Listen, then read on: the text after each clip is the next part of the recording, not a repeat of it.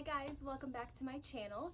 Today I am sitting down to give you all of my newborn essentials and must-haves and items that I have pretty much used every single day since bringing the baby home.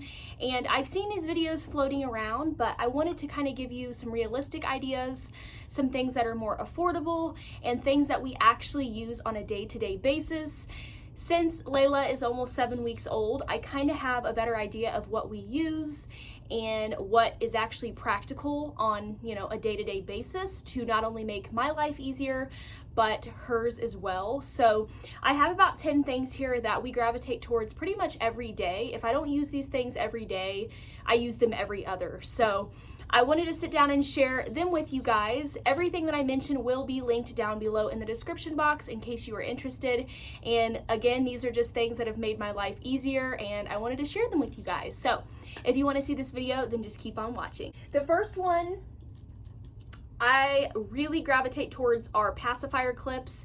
I have several of these, and honestly, when they say that you lose things as a new mom, they are not lying. Pacifiers, I have lost a couple since we've been home from the hospital, and she only gravitates towards the Mam Binkies and the Tommee Tippee, but I don't really have much of a Binky baby. She will use it, but she doesn't need it necessarily, so I don't shove it in her mouth. I only give it to her when she, absolutely needs it, and sometimes it does help self-soothe at night. But other than that, she doesn't really use it that much, but I do always have it hooked onto a clip, and it just goes through the Binky up at the top. Binky, pacifier, you will hear me say either or. It really is just your preference. And then I just clip this part onto her pants or her shirt, and it allows you to keep the Binky in place. I think you could get them in like 2 and 3 packs for like $6 or $7, and I'd highly recommend them because Binkies are not cheap, and this will help eliminate losing those, especially if your child has a favorite. You definitely don't want to lose the Binky if your child gravitates towards that one. So I always have this hooked onto her clothes or in her car seat, pretty much wherever we go. So this always helps me. Next is this thing. So I had a lot of people make fun of me for putting this on my registry, but this is the Bumbo diaper cream brush, and I like this because it has the suction cup at the bottom, so you can just suction cup it onto your changing table or to a surface and you can't lose it.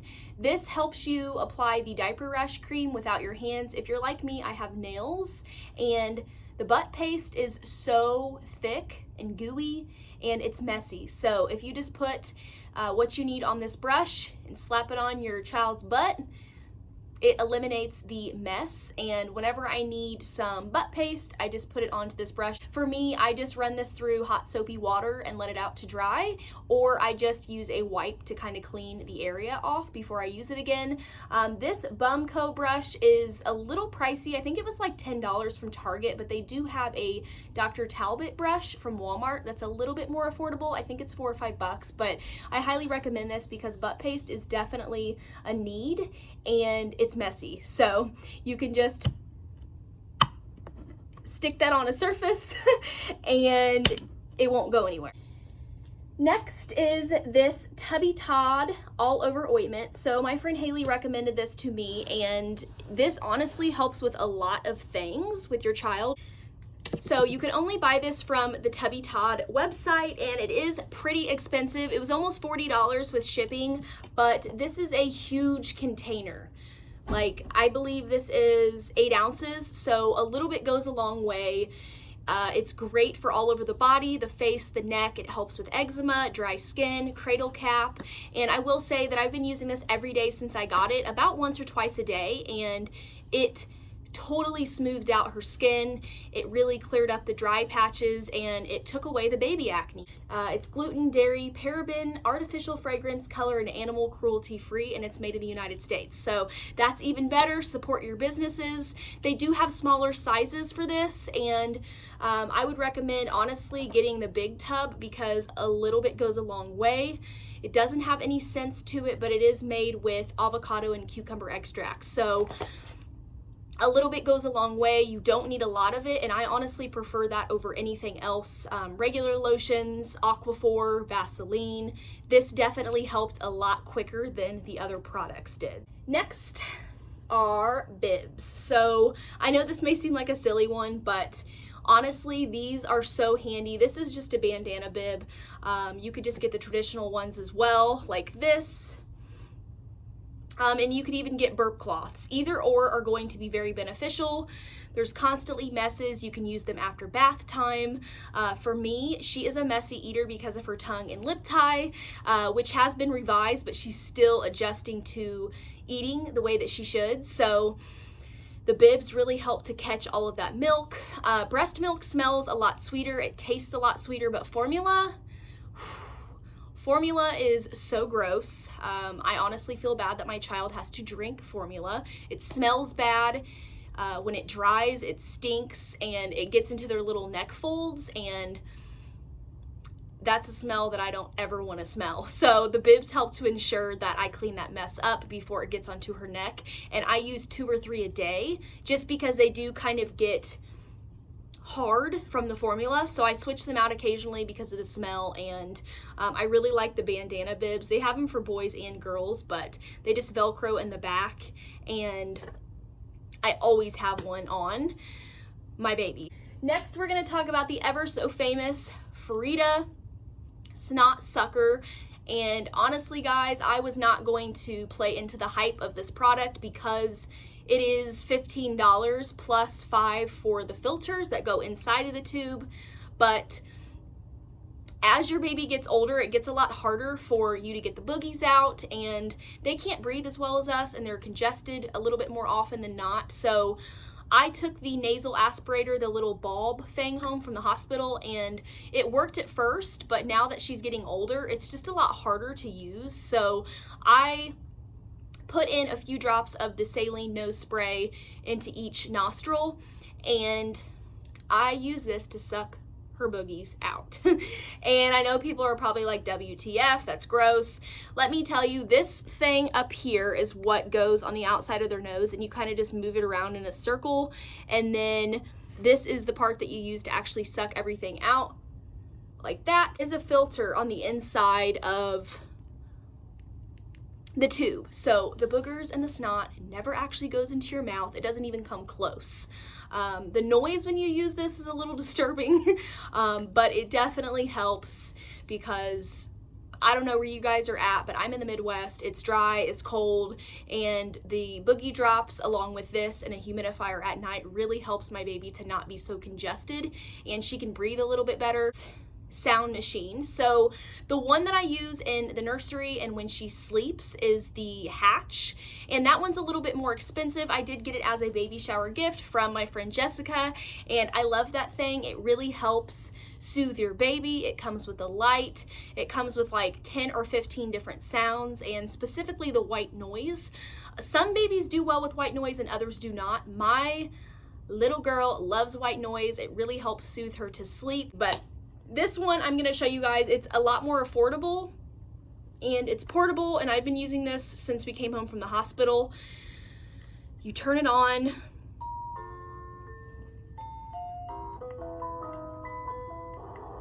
and that's the white noise. And this is portable. You can hook it onto your stroller, you can hook it onto your car seat. I use this for the stroller when we do go on walks. I haven't had to use it in the car seat since she's such a good car seat sleeper, but it does have the volume control here, and this one's just a lot more affordable. It does have a timer on the side as well for 15 minutes, 30 minutes, and an hour, and I highly recommend getting one of these. You don't need multiple devices. I was just that extra first-time mom and wanted this one because it was kind of cute and a little bit more affordable, and then I have the Hatch for her actual sleep station, and right now it's next to my bed. Eventually it'll be in her room in here. So definitely need one of these if you want to get a good night's rest. So next we're going to talk about 2 changing things that I use on a day-to-day basis. The first one is this Pampers portable changing pad.